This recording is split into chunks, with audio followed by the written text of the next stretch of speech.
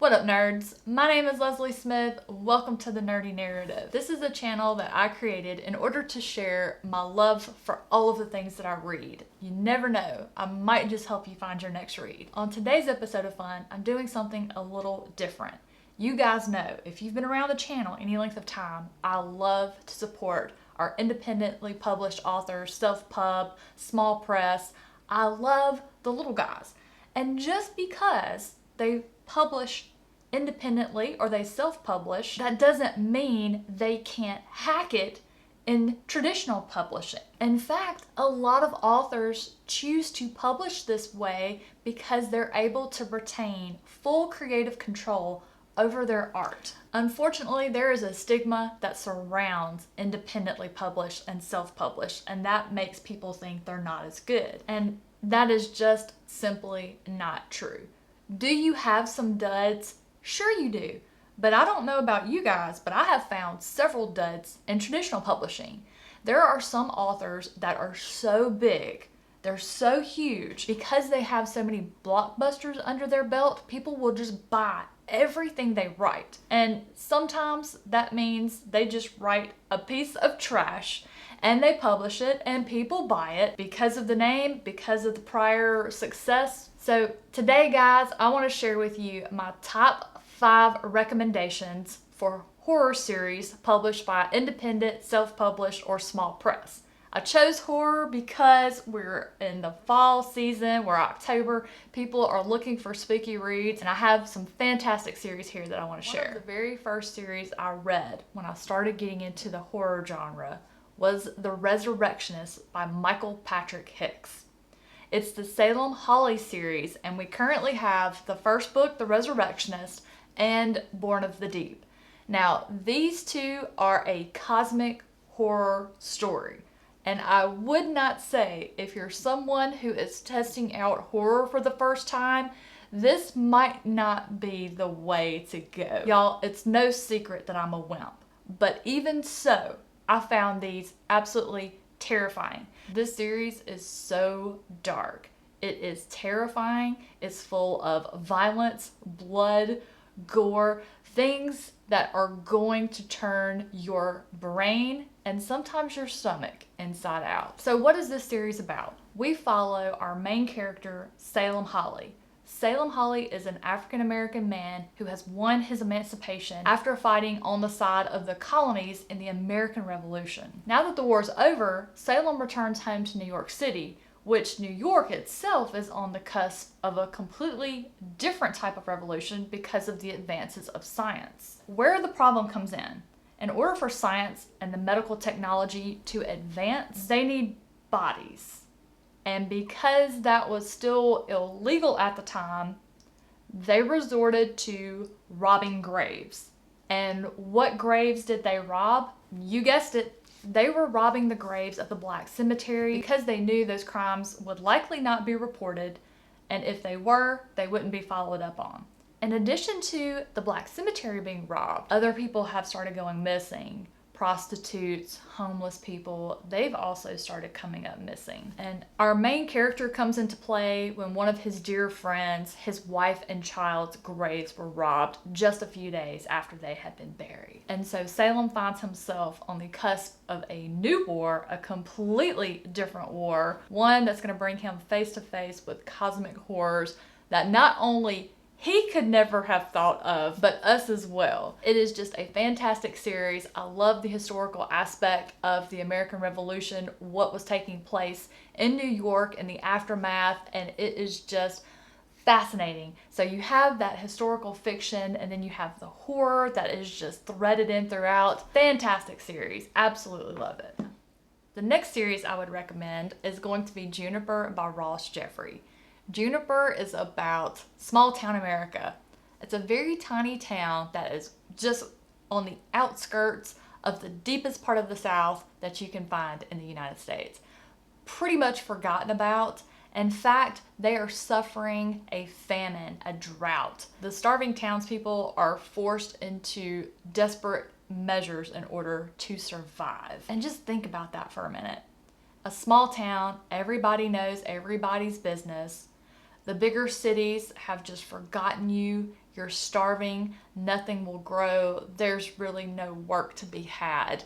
What would you do? Like, what would happen to your mental health? This is such a good story. I will say, if you're someone who does not like, I wouldn't call it cannibalism. Cannibalism? Now remember, I did mention there's a famine going on and they're hungry. So Juniper is first in publication order. It was followed by Tome. And Tome is the prequel, but I would still say start with Juniper. It'll explain itself once you've read both of them, but what Juniper does here is introduces the town to you and its surroundings. And one of the things that I found the scariest about Juniper is the old abandoned jail that is there. Just the feeling anytime any of the characters walked by it, and I wanted more. So I was absolutely delighted to find out that Tome is all about that jail and what happened and how it came to be abandoned. This one is a lot darker, a lot more fear-inducing. Oh my goodness, I am about to die for the third book, which Ross is actively writing right now. I can't wait. Love this series. So if you are a fan of Stephen King and you love how he writes small town America, I think you would also really enjoy Ross Jeffrey. Recommendation number 3 is going to go to Joshua Marcella, Scratches and Severed. So Scratches, again, was published first, and Severed is its prequel. Just like with Ross Jeffrey, I would definitely recommend reading these in publication order, which is Scratches first and Severed second. Severed explains something that happens in Scratches, and I think if you go into Scratches not knowing that, it makes it more scary. It adds to the perpetual dread and the suspense of the story. I absolutely love the stories. It's almost like Scratches was a haunted house story, and it got its inspiration from a house that the author grew up in, which is next to a cemetery. Oh my word, I just absolutely loved this book. And then the follow-up, Severed, was even better. And I can't really tell you anything about it because it would absolutely spoil Scratches for you. So if you're someone who loves like the fresh start kind of horror stories where the family goes and moves into a house left to them by a relative, so it's like a starting fresh kind of story, you are in for a treat with this one. So, next is my favorite haunted house story ever, and it is The Patience of the Dead Man by Michael Clark. Now, it is a trilogy. You have Patience of the Dead Man, Dead Woman Scorned, and Angers and Acid. Now, you can buy all 3 of these in one bind up. I had to have all 3 because of the covers. Fan-freaking-tastic. And it's actually Michael Clark's wife that is dressed up as the, I guess you would say, the villain of the story. Oh my goodness, guys, this book, when I read The Patience of the Dead Man, that's when I learned I did not need to read scary stories at night. So what we have here, Tim Russell, newly divorced. He is a contractor, home renovator, house flipper guy. So if you love HGTV, you're going to get a kick out of this. He has lost everything in the divorce. He's got a little bit of money left. He's looking for an inexpensive property that he can flip really quickly to make money off of and kind of restart his business. And so he finds this farmhouse with some land. That's not all he finds. And guys, the malevolent force that he comes in contact with regarding this house scared me so much. I was leaving lamps on trying to sleep at night because the shadows, I was staring so hard into them looking for her that my eyes would hurt. I would get a headache and I would hear the strangest sounds. Like one night I was reading it and the ice maker in the refrigerator like dropped a load of ice and I thought I was gonna have a heart attack. Nobody writes dread and suspense like Michael Clark does. Which, talking about his writing style, I love his method of storytelling. It's like I'm sitting here talking to you, like somebody's just telling you the story. It's just so easy to follow and read and keep up with. It is a page turner. I almost read the whole thing when I started it, except it scared the daylights out of me and I had to put it down and attempt to sleep. But even after I finished it, it still had me scared for several nights. I was looking hard. Every noise this house made, I was like, oh my gosh. Now, the story does evolve as the trilogy goes on, because in the follow-up, it turns into more of a history, which I love. Anytime you read a scary book about a haunted house or you watch a movie about a haunted house, what happens when it's over? You always want to know more. You want to know why. Why did this happen? How did it get to be this way?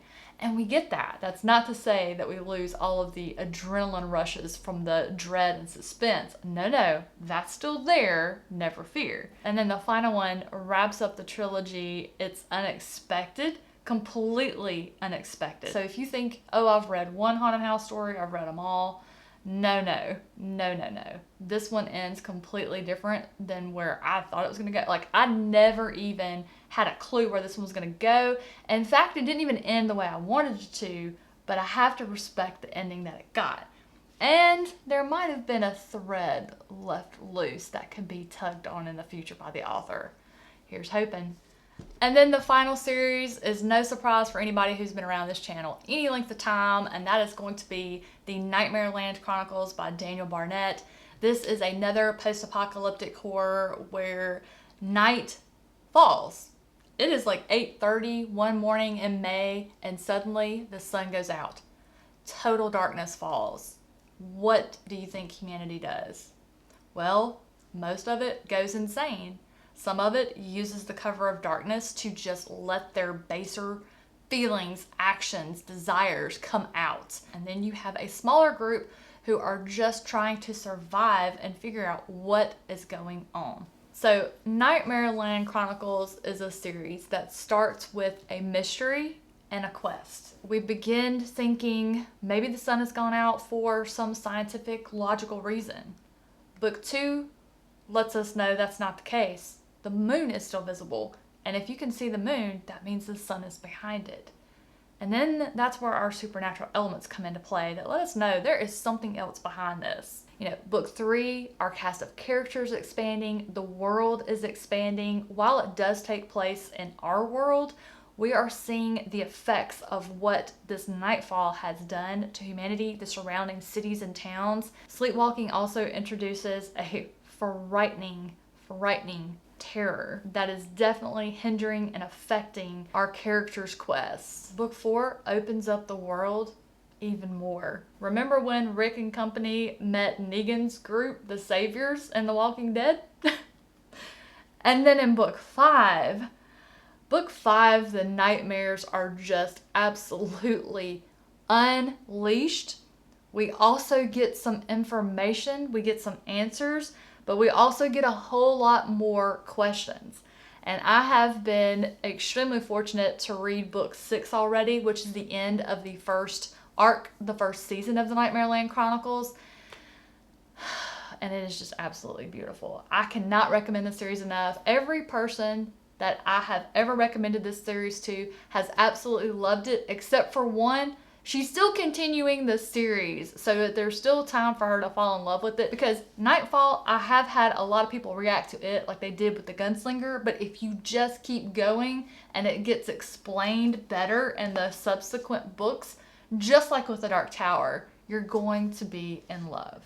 So those are my top 5 indie, self-pub, small press horror series recommendations. Some of you who've been around a while are probably tired of hearing me talk about some of these books, but I love them so much, and I think you will too if you're a fan of any of these types of stories. While a couple of them are post-apocalyptic stories, they are so different from each other, like night and day.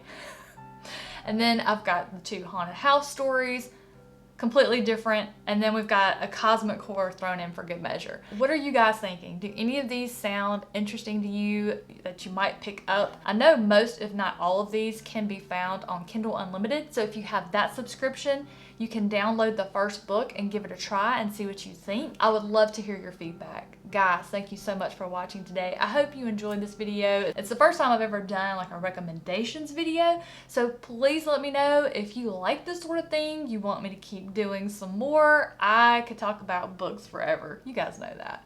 Thank you so much for watching. Have a fantastic rest of your day, and I'll see you in the next one.